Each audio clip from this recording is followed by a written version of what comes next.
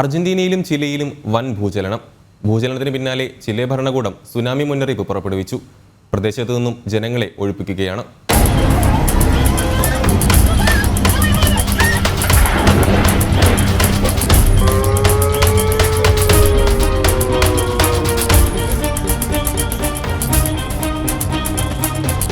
അർജന്റീനയുടെയും ചിലിയുടെയും തെക്കൻ പ്രദേശത്ത് 7.4 തീവ്രത രേഖപ്പെടുത്തിയ ഭൂചലനമാണ് അനുഭവപ്പെട്ടത്. അർജന്റീനയിലെ ഉസ്വായയിൽ നിന്നും 219 കിലോമീറ്റർ തെക്കാണ് ഭൂചലനത്തിന്റെ പ്രഭവ കേന്ദ്രം. നാശനഷ്ടങ്ങളോ പരിക്കുകളോ ഇതുവരെയും റിപ്പോർട്ട് ചെയ്തിട്ടില്ല.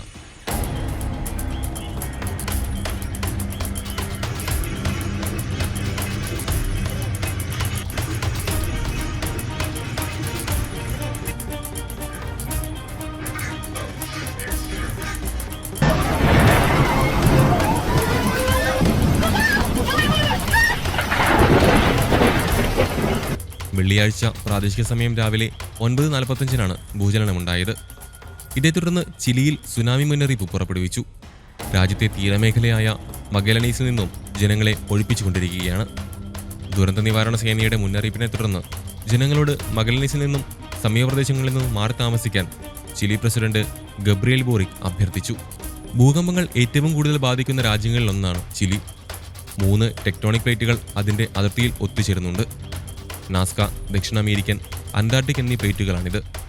സമുദ്രത്തിനടിയിലാണ് സുനാമിയുടെ പ്രഭവ കേന്ദ്രമെന്ന് US ജിയോളജിക്കൽ സർവേ അറിയിച്ചു. 2 തുടർചലനങ്ങൾ ഉണ്ടായതായും റിപ്പോർട്ടുകളുണ്ട്.